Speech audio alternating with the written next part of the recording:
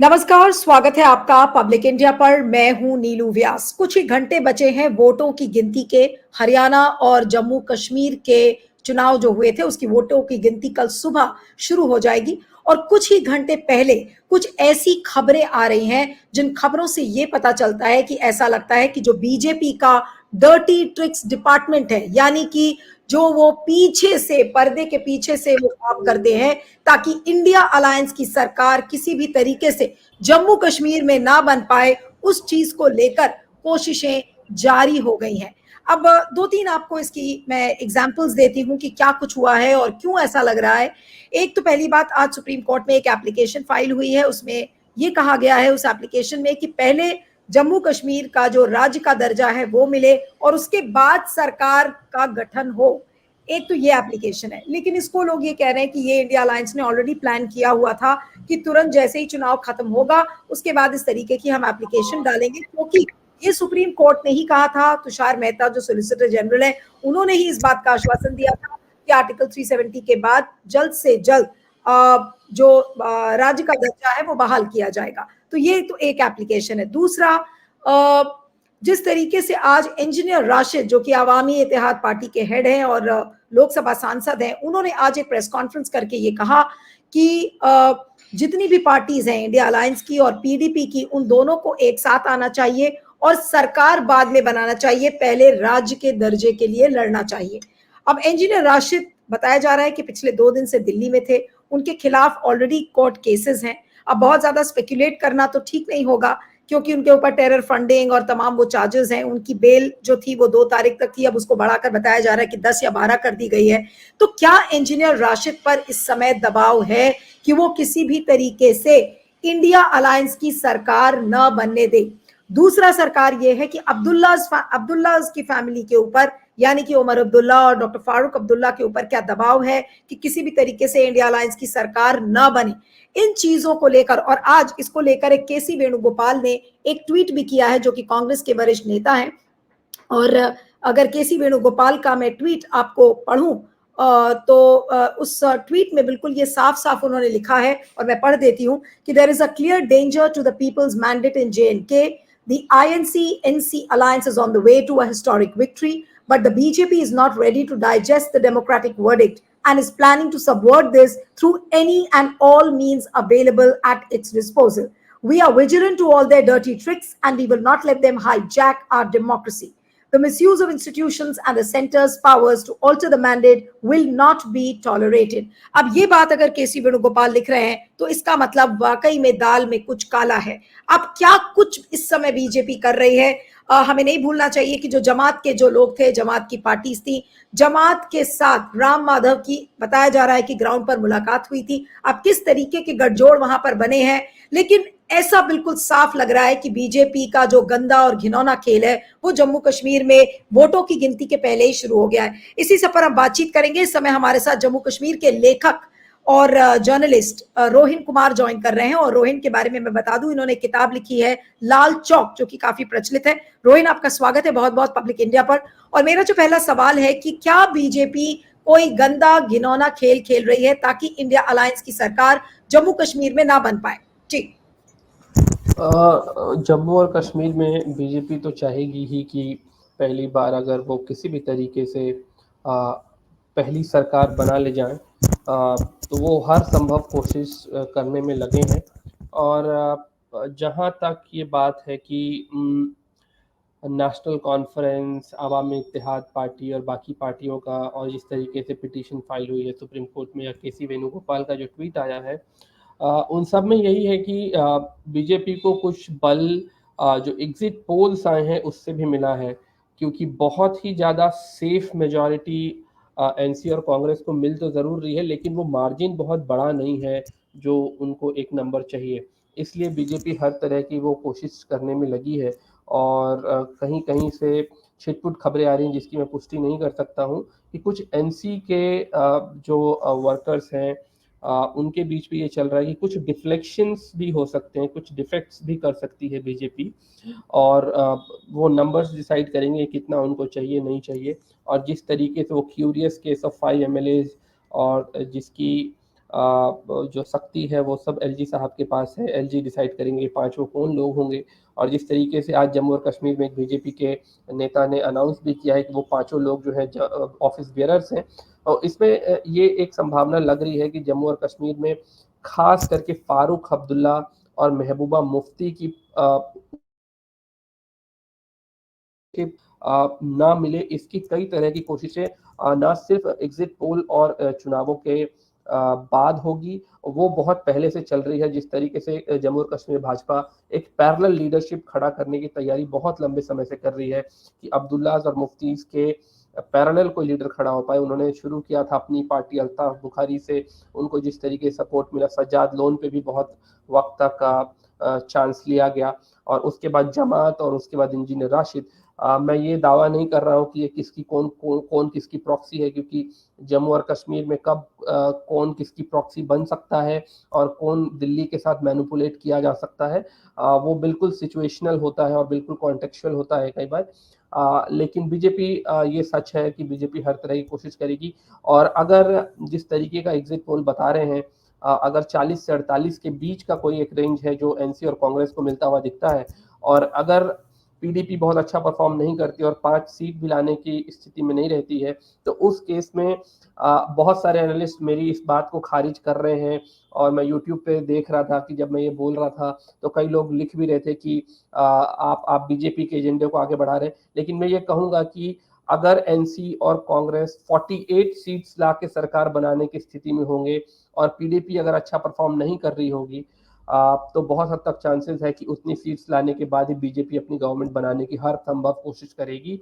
और मैं ये बार बार ये बात कह रहा हूँ क्योंकि एनसी के और कांग्रेस के अलायंस के अंदर एक जो मजबूरी है कि बीजेपी को नहीं आने देना चाहते हैं, लेकिन एनसी के अगर जो सर्वे सर्वा इस वक्त हैं और जो कॉन्टेस्ट कर रहे हैं उमर अब्दुल्ला, उनकी अपनी दोनों सीटें बहुत टाइट हैं।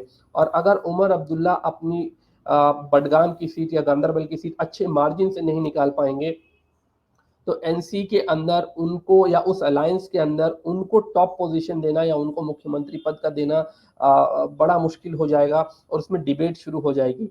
क्योंकि इस वक्त भी अगर आप जम्मू और कश्मीर में देखेंगे तो जो बडगाम के एमपी हैं, श्रीनगर के एमपी हैं रहुल्ला मेहदी, उनको जिस तरीके का समर्थन है उस तरीके का समर्थन आज के दिन में उमर अब्दुल्ला जो चीफ मिनिस्टर रह चुके हैं उनको नहीं है। और इसीलिए मैं ये इन परमुटेशन कॉम्बिनेशन पे कह रहा हूँ कि बीजेपी को ये चीजें समझ में आ रही हैं और बीजेपी इसीलिए हर संभव कोशिश में लगी है और वो हर एक चीज एक्सप्लोर करेंगे कि किस तरीके से सरकार बनाई जाए।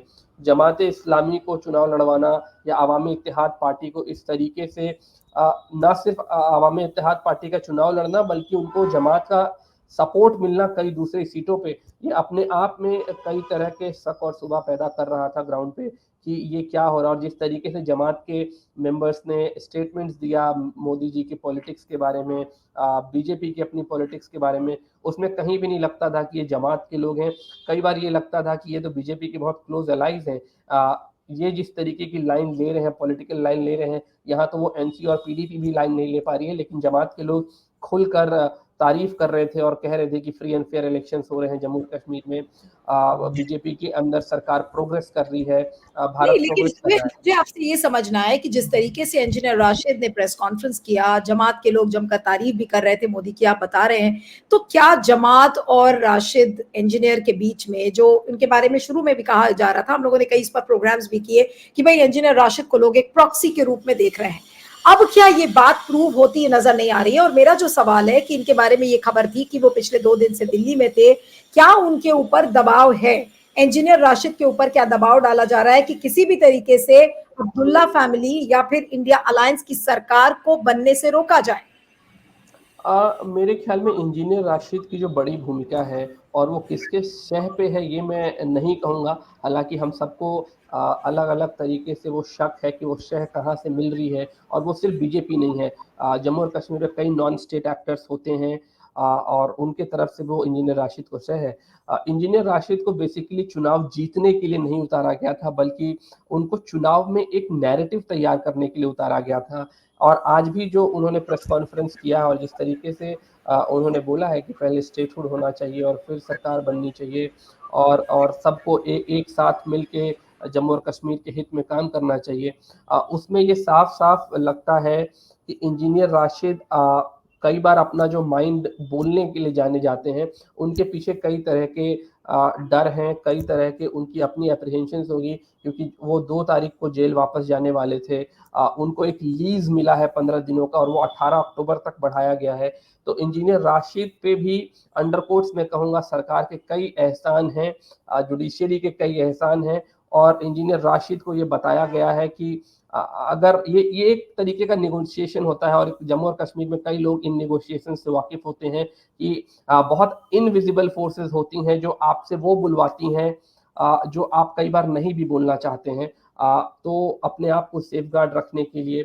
और इंजीनियर राशिद इस वक्त सिटिंग एमपी हैं, एनआईए का टेरर का चार्जेस है, उनको जिस तरीके से शपथ दिलवाया गया, जिस तरीके से उनको बेल पे छोड़ा गया, और जिस तरीके का स्टेटमेंट इंजीनियर राशिद कई बार देते रहे हैं, उससे उससे ये किसी को भी मानने में कोई गुरेज नहीं हो सकता कि उनके ऊपर कोई प्रेशर है। और जम्मू और कश्मीर में अगर आप हैं और आप जेल जा चुके हैं, यूएपीए और एनआईए आपको इन्वेस्टिगेट कर रही है यूएपीए के चार्जेस के अंदर, तो कई बार आप पहले अपनी सेफ्टी के लिए आप किसी भी हद तक कई बार जाने को तैयार होते हैं। और इंजीनियर राशिद कभी नहीं चाहेंगे कि उमर अब्दुल्ला चीफ मिनिस्टर बने, ये बहुत अंडरस्टैंडेबल है, उसमें कोई शक नहीं है। और कई जगहों पे ये भी हम सुन रहे हैं ग्राउंड पे, लोग ये कह रहे हैं कि अगर इंजीनियर राशिद 5 से 7 सीट भी ले आए तो वो बड़ी किंग मेकर की भूमिका में आ जाएंगे। और मेरे ख्याल में अगर इंजीनियर राशिद 3 से 4 सीट भी ले आए और कहीं भी वो पीडीपी से थोड़ी बहुत भी ज़्यादा ले आए, तो शायद वो इस चुनाव के सबसे बड़े गेम चेंजर की तरह उभर सकते हैं। लेकिन जो अब जो कहा जा रहा है कि और जिसको लेकर दिल्ली में I am sure Amit Shah और बाकी लोग इस समय बिल्कुल शांत नहीं बैठे होंगे, क्योंकि सत्ता में आने की ललक, सत्ता में आने की एक जो भूख है कि किसी भी तरीके से बीजेपी के लिए एक ईगो बैटल भी है कि भाई एब्रोगेशन ऑफ आर्टिकल 370 करने के बाद उनको किसी भी तरीके से सरकार में तो रहना ही है। एलजी को ज्यादा पावर्स दिए और जो ट्रांजैक्शन बिजनेस रूल्स है उनके बारे में भी कहा जा रहा है कि वो बदले जाएंगे कुछ इस तरीके से जैसे कि दिल्ली में हुआ था। अगर वो सब करना है तो सत्ता में तो बीजेपी को रहना ही पड़ेगा। तो अल्टीमेटली आपको उम्मीद क्या लग रही है कि क्या बीजेपी इंडिया अलायंस को जम्मू कश्मीर में पावर में आने से रोक पाएगी? इसका जवाब मेरे ख्याल में कल हम लोगों को बहुत बेहतर मिलेगा। और मैं बार बार कह रहा हूँ कि जम्मू और कश्मीर के चुनाव हमें बहुत तरह के सरप्राइजेस देने वाले हैं कल। खास करके जो एग्जिट पोल्स आए हैं, किसी भी एग्जिट पोल में अगर आप देखें तो मेजोरिटी जरूर दिख रही है, हमें एग्जिट पोल्स में एक ट्रेंड दिख रहा है कि किस तरफ चुनाव जा रहा है। लेकिन जम्मू और कश्मीर में ये ट्रेंड इससे ये तय नहीं कर पाते हैं कि सरकार अल्टीमेटली किसकी बनेगी। चुनाव डिक्लेयर होने के पहले जिस तरीके से एलजी को पावर दिए गए थे, उसका साफ साफ मतलब ये था कि दिल्ली में पावर कंसंट्रेट करने की कोशिश है। जम्मू और कश्मीर में अगर एनसी और कांग्रेस आ भी जाएंगे तो हम सब जान रहे हैं कि वो ऑपरेट नहीं कर सकते हैं जिस तरीके से उनको करना चाहिए। किसी भी एक स्टेट गवर्नमेंट को ऑपरेट करना है, स्टेट हुड के मसलों के लिए भी उनको यूनियन गवर्नमेंट के साथ ही मिलकर चलना पड़ेगा, या बहुत सारे बिजनेस रूल्स हैं जिसमें बिना एलजी के सरकार का वहाँ फंक्शन करना बहुत ही मुश्किल हो जाएगा। ऐसे सारे कंडीशंस में मैं फिर नीतू जी ये बात रिपीट कर रहा हूँ हर जगह पे कि कांग्रेस और नेशनल कॉन्फ्रेंस कब तक साथ रहेंगे, ये सब डिपेंड करेगा कांग्रेस के नंबर्स कितने हैं। और मैं बार बार ये इसलिए भी कहता हूँ क्योंकि एनसी को जो लोग जानते हैं वो जानते हैं कि नेशनल कॉन्फ्रेंस की पॉलिटिक्स जो है वो इतनी आइडियोलॉजिकल पॉलिटिक्स नहीं है, वो लेफ्ट की पॉलिटिक्स नहीं है कि वो किसी से दूरी बना कर रखते हैं। और वो कांग्रेस भी नहीं है कि कई बार वो ये कह देंगे कि बीजेपी वाले कह सकते हैं कि हम बाहर से समर्थन दे रहे हैं सरकार को। और मैं इसलिए भी ये बात हर बार ये कहता हूँ जो कई लोगों को बहुत अनप्लीजेंट लगती है, क्योंकि 10 साल से नेशनल कॉन्फ्रेंस सत्ता से बाहर है। जम्मू और कश्मीर में एक तरीके से जो पॉलिटिकल पार्टीज हैं उनका ऑपरेशन बहुत मुश्किल हो गया है। ऐसे कंडीशन में किसी संगठन को सरवाइव करने के लिए भी सरकार में आना कई बार बहुत ज़रूरी हो जाता है, और ये मजबूरियां इस वक्त नेशनल कॉन्फ्रेंस की हैं। तो फारूक अब्दुल्ला ज़रूर चाहेंगे कि उनको कभी भी बीजेपी के साथ जाना ना पड़े, लेकिन अगर खुदा ना खास्ता ऐसी कोई सिचुएशन बनती हुई दिखेगी तो always in the interest of Jammu and Kashmir बहुत सारे सरप्राइजेस हम लोगों के लिए कल शाम से शुरू होने वाले हैं। ओके ओके, तो काफी हेक्टिक पॉलिटिकल एक्टिविटी है। और जम्मू कश्मीर के अलावा मैं ये भी बता दूं कि हरियाणा में भी सरप्राइज फैक्टर की बात हो सकती है, क्योंकि इस समय भूपिंदर हुड्डा ने अपने आप को दिल्ली में कैंप कर लिया है और ये बताया जा रहा है कि हो सकता है कि कांग्रेस हाईकमांड इस बार भूपिंदर हुड्डा को कास्ट असाइड कर दे, ऐसी चर्चा चल रही है। हालांकि ये करने की हिम्मत नहीं कर पाएंगे, क्योंकि 78 ऐसे जो एमएलएज हैं चुन के आए हैं, उनको उन्होंने टिकट दिए हैं, तो हुड्डा का सपोर्ट तो बहुत है। लेकिन जिस पुरजोर तरीके से लॉबिंग शुरू कर दी है कुमारी शैलजा ने, रणदीप सुरजेवाला ने, और उदय भान का भी नाम आ रहा है, तो फिर सरप्राइजिंग नहीं होगा कि अगर बिल्कुल किसी एक कैंडिडेट को कांग्रेस हाईकमांड पैरा ड्रॉप कर दे एक सीएम के तौर पर, तो आंखें गड़ा कर रखनी पड़ेगी कि जम्मू कश्मीर और हरियाणा दोनों में क्या कुछ होता है। हरियाणा में ये तो साफ लग रहा है कि कांग्रेस सरकार बना लेगी, लेकिन सीएम को लेकर जद्दोजहद मुझे लगता है कि 2-3 दिन तक या 4 दिन तक जारी रहेगी। इतना आसान नहीं होगा कांग्रेस के लिए इस तरीके की चीज को हैंडल करना। और जहां तक जम्मू कश्मीर का सवाल है, अगर बीजेपी ने इस तरीके की एफर्ट्स शुरू कर दी हैं कि किसी भी तरीके से इंडिया अलायंस को रोकना है जम्मू कश्मीर में सत्ता में आने से, तो बहुत कुछ खेल हो सकता है। लेकिन कल जी रोहिन आप कुछ कह रहे हैं? एक और बात, अगर जम्मू और कश्मीर के चुनावों में बीजेपी किसी भी तरीके का मैन्युफैक्चर्ड मैंडेट करने की कोशिश करेगी या दूसरे तरीके से सरकार बनाने की कोशिश करेगी, तो ये हमारा नेशनल सिक्योरिटी के लिए अच्छा नहीं होगा। और मैं ये बार बार इसलिए भी कहता हूँ क्योंकि जम्मू और कश्मीर में रिगिंग का इतिहास रहा है। अगर इलेक्शन रिगिंग नहीं हो रहे हैं और अलग तरीके से एक दिए हुए मैंडेट को अगर कोई दिल्ली से सरकार उसको बदल दे या बदल देने की नीयत रखती है, तो ये जम्मू और कश्मीर के पॉलिटिकल फ्यूचर के लिए अच्छा नहीं होगा। इसलिए जम्मू और कश्मीर के चुनाव को सिर्फ स्टेट के चुनाव की तरह न देख के उसको नेशनल सिक्योरिटी के इंटरेस्ट से भी देखना चाहिए। और वहाँ के आवाम का जो मैंडेट है, उस मैंडेट की किसी भी सूरत में रिस्पेक्ट की जानी चाहिए, क्योंकि आपने 10 साल बाद उनको मौका दिया है, 370 हटाया है, उसने स्पेशल प्रिविलेजेस छीने हैं। तो ये इलेक्शंस जो करवाए गए थे, उसको हम लोग बार बार कहते हैं कि लोकतंत्र को रिस्टोर करने की कोशिश है। अगर उस लोकतंत्र को जो बहुत हद तक अपने प्योरेस्ट फॉर्म में नहीं है, बट स्टिल जो एक प्रैक्टिकल फॉर्म में जो आप जम्मू कश्मीर में कर रहे हैं, अगर उसको भी आप नहीं होने देंगे, तो ये अल्टीमेटली हमारे देश के लिए अच्छा नहीं होगा। और मेरे ख्याल में बहुत सारे लोगों की नज़रें हैं, और सिर्फ भारत में लोगों की नज़रें नहीं होंगी जम्मू और कश्मीर चुनावों पे। आई थिंक जियो पॉलिटिकली भी बहुत सारे लोग जम्मू और कश्मीर के इलेक्शंस को इस वक्त ऑब्जर्व कर रहे हैं। बिल्कुल बिल्कुल, और आपने सही कहा कि एक राष्ट्रीय सुरक्षा के साथ भी खिलवाड़ हो सकता है अगर वहां पर मैंडेट को मैन्युफैक्चर करने की कोशिश की जाती है। लेकिन क्या इसकी गंभीरता बीजेपी समझती है? और अगर इस तरीके का गंदा खेल अलग अलग मोहरों के जरिए हो रहा है, तो ये वाकई में ये लोकतंत्र के साथ एक भद्दा मजाक होगा। लेकिन अभी भी let's keep our fingers crossed, क्योंकि कल मतगणना का दिन है। कल देखते हैं किसको कितने नंबर्स आते हैं। पहली बात तो ये, कहीं ऐसा ना हो कि बीजेपी के नंबर्स ही ना आए, तब तो बात ही खत्म हो गई और साफ मैंडेट इंडिया अलायंस की सरकार को मिल जाएगा। लेकिन आंखें अपनी गड़ा कर रखनी पड़ेगी कि दोनों राज्यों में क्या हो रहा है। दोनों राज्यों में, खासकर हरियाणा में अगर हो तो सीएम कौन बनेगा, और जेएनके में सरकार किसकी बनेगी? क्या बीजेपी इंडिया अलायंस की सरकार बनने देगी? ये बड़ा सवाल है। आपका बहुत बहुत शुक्रिया Rohin, thank you so much for joining.